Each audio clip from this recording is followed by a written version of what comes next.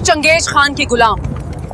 आइए आपको दिखाते हैं चंगेज खान अपने गुलामों के साथ क्या करता था। तो वीडियो को पूरा देखें और चैनल को सब्सक्राइब कर लीजिए।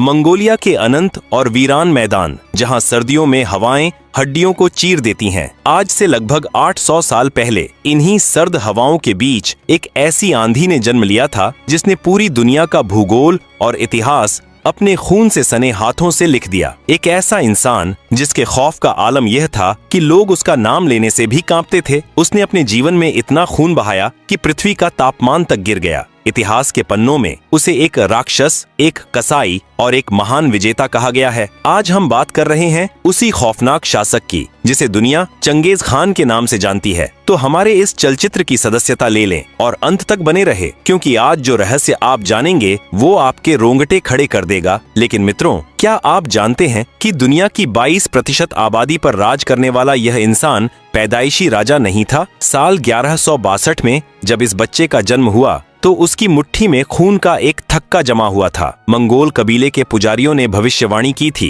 कि यह बच्चा दुनिया को खून के समंदर में डुबो देगा। इस बच्चे का नाम रखा गया तेमुजिन। तेमुजिन का बचपन किसी महल में नहीं बल्कि मौत के साए में बीता। जब वह मात्र 9 साल का था तो एक दुश्मन कबीले ने उसके पिता येसुगेई को खाने में जहर देकर मार डाला। पिता की मौत के बाद उसके अपने ही कबीले के लोगों ने उसकी माँ होलुन और उसके छोटे भाई बहनों को मंगोलिया के उन वीरान और खतरनाक जंगलों में मरने के लिए बेसहारा छोड़ दिया। सोचिए उस 9 साल के बच्चे की मानसिक स्थिति। जो कल तक कबीले के सरदार का बेटा था, आज वो और उसकी माँ जंगली चूहों, जड़ों और सड़े हुए जानवरों का मांस खाकर अपनी जान बचा रहे थे। यहीं से तेमुजिन के अंदर पलने लगा वह शैतान जिसने बाद में दुनिया को राख में बदल दिया। ताइच्यूद नाम के एक क्रूर कबीले ने तेमुजिन को बंदी बना लिया और उसे एक गुलाम की तरह रखने लगे। उन्होंने उस छोटे से लड़के के गले और हाथों में लकड़ी का एक भारी पट्टा डाल दिया जिसे कांग कहा जाता था, ताकि वह कभी भाग न सके। कई महीनों तक तेमुजिन जानवरों की तरह जंजीरों में बंधा रहा और रोज कोड़े खाता रहा। लेकिन एक रात जब सारे पहरेदार शराब के नशे में धुत थे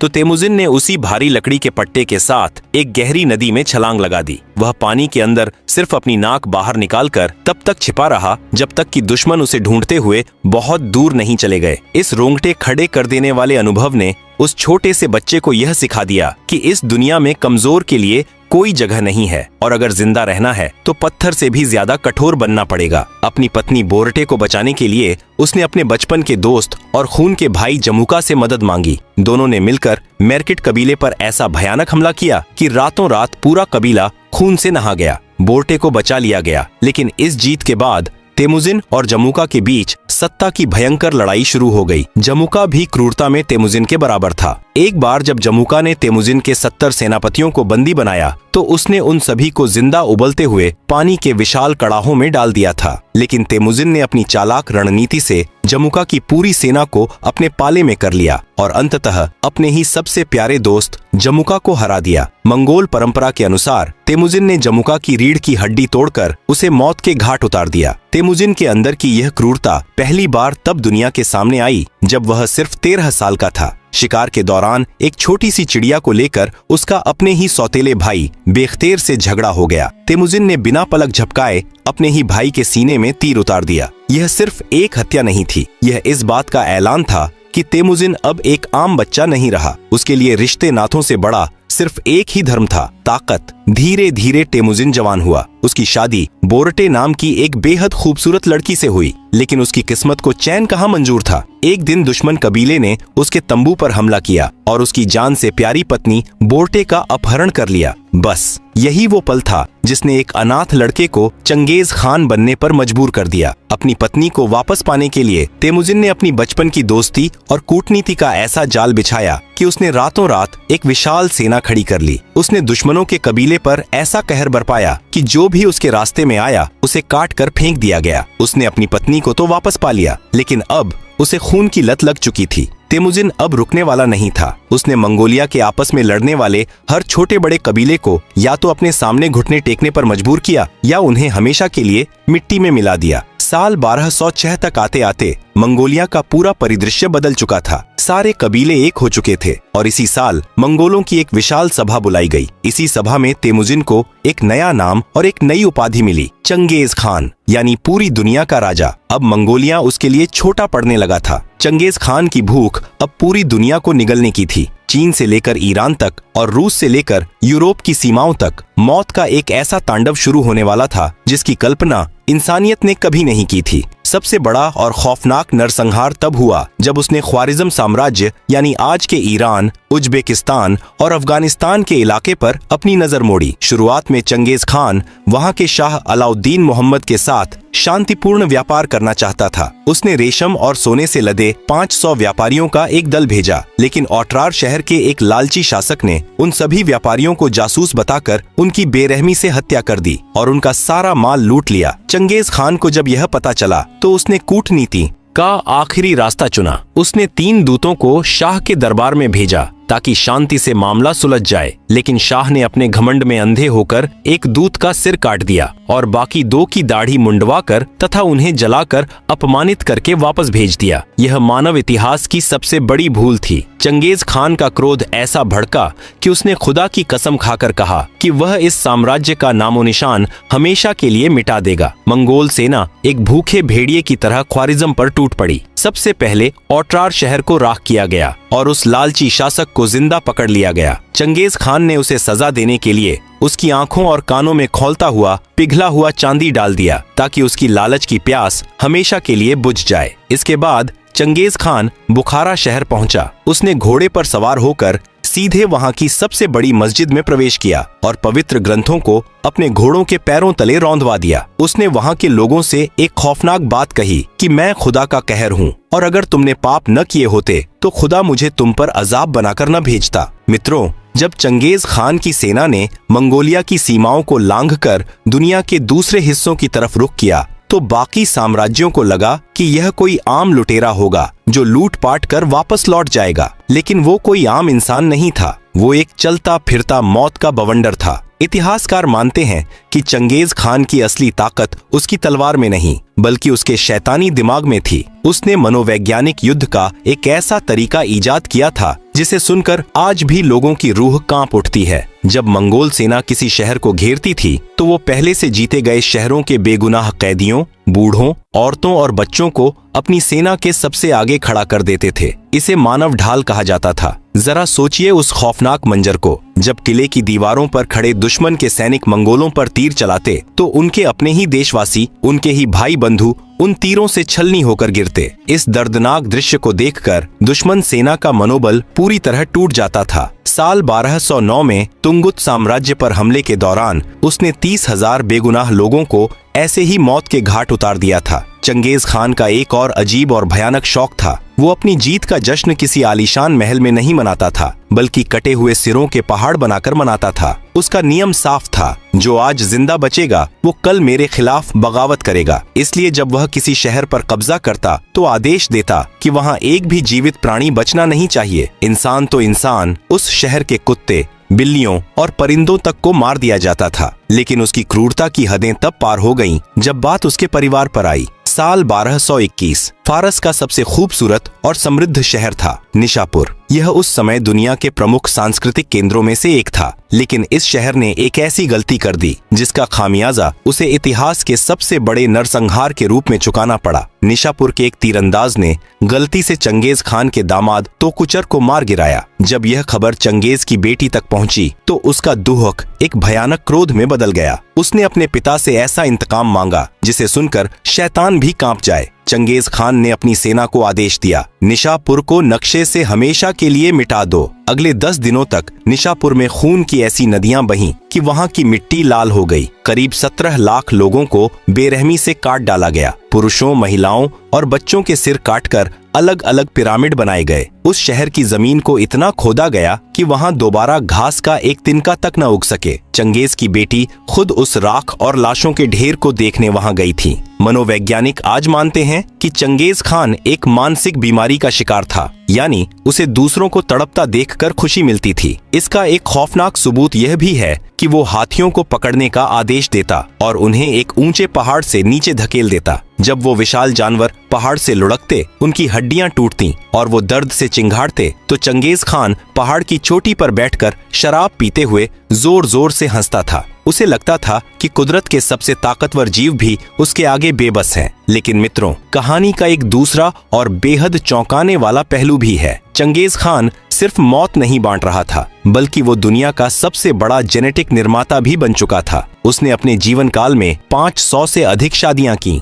वो जिस भी राज्य को हराता, वहां की सबसे खूबसूरत राजकुमारियों को अपने हरम में शामिल कर लेता था। आज विज्ञान ने एक ऐसा खुलासा किया है जिसने पूरी दुनिया को सन्न कर दिया है। एक आधुनिक शोध के अनुसार आज दुनिया में लगभग 1 करोड़ 60 लाख पुरुष ऐसे हैं जिनका गुणसूत्र सीधा चंगेज खान से जुड़ता है। इसका सीधा सा मतलब यह है कि आज धरती पर मौजूद हर 200 में से एक आदमी उसी राक्षस का वंशज है। उसने दुनिया के वंशावली विज्ञान को हमेशा के लिए बदलकर रख दिया। मित्रों, जिस इंसान ने आधी दुनिया को श्मशान बना दिया था, उसका अंत भी किसी भयानक श्राप से कम नहीं था। साल 1227 आते आते चंगेज खान 65 वर्ष का हो चुका था। चीन के पश्चिमी जिया साम्राज्य को कुचलने के बाद अचानक इस मौत के सौदागर की खुद मौत हो गई। लेकिन कैसे? यह आज तक इतिहास का सबसे बड़ा रहस्य है। इतिहासकारों के बीच इसकी मौत की 2 कहानियां सबसे ज्यादा मशहूर हैं। पहली यह कि शिकार के दौरान वो अपने घोड़े से गिर गया और अंदरूनी चोटों के कारण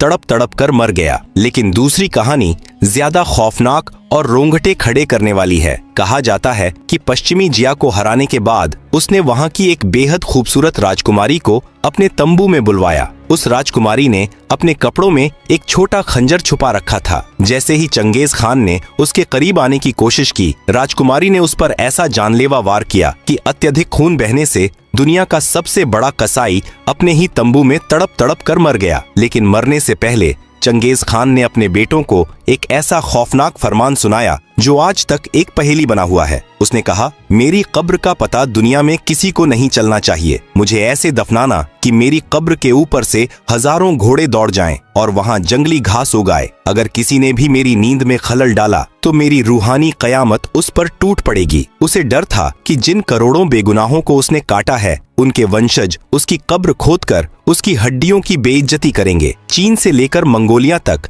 चंगेज खान के शव को एक विशाल ताबूत में रखकर ले जाया गया। यह कोई आम अंतिम यात्रा नहीं थी, यह मौत का जुलूस था। उसके बेटों का आदेश था कि रास्ते में जो भी इंसान, जानवर या परिंदा नजर आए, उसे तुरंत मार डालो। उस ताबूत के रास्ते में पड़ने वाले हर गांव को जला दिया गया। खेतों में काम करने वाले किसानों के सिर काट दिए गए और व्यापारियों को तीरों से भून दिया गया। सिर्फ एक शव को छुपाने के लिए रास्ते में लगभग 20,000 बेगुनाह लोगों की बलि चढ़ा दी गई। आखिरकार वह खूनी काफिला मंगोलिया की बुरखान खालदुन पहाड़ियों के एक गुप्त स्थान पर पहुंचा। यहाँ 2000 गुलामों से एक बेहद गहरी कब्र खुदवाई गई। चंगेज खान को उसके बेशकीमती हथियारों, दुनिया के 72 देशों से लूटे गए अरबों की संपत्ति और 40 जीवित लड़कियों के साथ दफना दिया गया। लेकिन अपनी कब्र का रहस्य छुपाने के लिए मंगोलों ने जो किया वो इंसानी सोच से परे था। जैसे ही कब्र का काम पूरा हुआ, मंगोल सैनिकों ने उन 2000 गुलामों के सिर धड़ से अलग कर दिए ताकि वो किसी को कब्र का रास्ता न बता सकें। इसके बाद राजधानी लौटते ही जश्न के बहाने एक दूसरी सैन्य टुकड़ी ने उन सैनिकों को भी घेर कर मार डाला जिन्होंने गुलामों की हत्या की थी, और फिर उन मारने वाले सैनिकों को भी खत्म कर दिया गया। मौत का एक ऐसा अंतहीन सिलसिला चला जिसमें कब्र का राज हमेशा के लिए दफन हो गया। कहा तो यह भी जाता है कि मंगोलों ने एक पूरी नदी का बहाव मोड़कर चंगेज खान की सूखी कब्र के ऊपर से गुजार दिया। आज उस जगह पर सिर्फ पानी बहता है, न कोई पत्थर, न कोई निशान, बस बहता हुआ पानी और उसके नीचे दबा दुनिया का सबसे बड़ा अनसुलझा खजाना। आप सोच रहे होंगे कि आज की आधुनिक तकनीक के दौर में भी इस कब्र को क्यों नहीं ढूंढा जा सका। इसका कारण है एक खौफनाक श्राप का डर। बात साल 1941 की है, जब सोवियत रूस के तानाशाह जोसेफ स्टालिन ने उज्बेकिस्तान में मौजूद मंगोल वंशज तैमूर लंग की कब्र खुदवाने का आदेश दिया था। स्थानीय मुस्लिमों ने चेतावनी दी थी कि कब्र पर लिखा है, जिसने मुझे जगाया वो ऐसी कयामत देखेगा कि दुनिया कांप उठेगी। लेकिन स्टालिन ने किसी की नहीं सुनी। 19 जून 1941 को कब्र खोली गई और मित्रों, ठीक 3 दिन बाद 22 जून 1941 को एडोल्फ हिटलर ने रूस पर हमला कर दिया। इसमें करोड़ों रूसी मारे गए। लोगों का मानना है कि अगर सिर्फ तैमूर की कब्र खोलने से द्वितीय विश्व युद्ध भड़क सकता है, तो सोचिए अगर चंगेज खान की कब्र खुल गई तो दुनिया का क्या हश्र होगा। शायद कोई ऐसा दानव बाहर निकले जो पूरी इंसानियत को ही निगल जाए। मंगोलिया में आज भी 240 वर्ग किलोमीटर का एक इलाका है जिसे एक खोरिग यानी महान वर्जित क्षेत्र कहा जाता है। पिछले 800 सालों से यहाँ किसी भी आम इंसान का जाना सख्त मना है। दरहात नाम का एक कबीला आज भी इसकी रखवाली करता है, जिनका काम पूजा करना नहीं बल्कि इस जगह को दुनिया की नजरों से बचाना है। 1990 के दशक में कुछ विदेशी टीमों ने गुरवान गोल परियोजना के तहत उपग्रह और अन्य उपकरणों से इस कब्र को ढूंढने की कोशिश की। उन्हें जमीन के नीचे कुछ अजीब चीजें मिली, लेकिन तभी अचानक टीम के सदस्य रहस्यमयी बीमारियों का शिकार होने लगे। उनकी गाड़ियों के टायर अपने आप फटने लगे और पूरा मौसम अचानक भयानक हो गया। मंगोलियाई जनता ने सड़कों पर उतरकर भयंकर विरोध किया कि उनके भगवान की नींद में खलल न डाला जाए। आखिरकार उस विदेशी परियोजना को हमेशा के लिए बंद करना पड़ा। आज एक अजीब सा विरोधाभास है। दुनिया के लिए चंगेज खान एक खूनी दरिंदा, राक्षस और हत्यारा था, लेकिन मंगोलिया के लोगों के लिए वह उनका राष्ट्रपिता है। मंगोलिया में आज उनके हवाई अड्डे से लेकर सड़कों, मूर्तियों, मुद्रा और यहाँ तक कि सबसे महंगी शराब के उत्पादों पर भी चंगेज खान का नाम और तस्वीर है। उनका मानना है कि चंगेज खान की आत्मा आज भी उनके काले सुल्दे में जिंदा है और मंगोलिया की रक्षा कर रही है। कब्र सिर्फ एक छलावा है। असली चंगेज खान आज भी मंगोलिया की हवाओं में और दुनिया के करोड़ों लोगों के खून में जिंदा है। तो मित्रों, यह थी एक अनाथ लड़के के दुनिया का सबसे खूंखार शासक बनने और उसकी मौत के खौफनाक रहस्यों की कहानी। आपको क्या लगता है, क्या चंगेज खान की कब्र कभी मिल पाएगी या उसे हमेशा के लिए जमीन की गहराइयों में ही रहना चाहिए? अपनी राय हमें टिप्पणियों में जरूर बताएं। अगर आपको यह कहानी पसंद आई हो तो इसे पसंद करें, साझा करें और हमारे मंच की सदस्यता लेना बिल्कुल न भूलें। मिलते हैं अगली कहानी में किसी और रोंगटे खड़े कर देने वाले ऐतिहासिक रहस्य के साथ। तब तक के लिए अलविदा।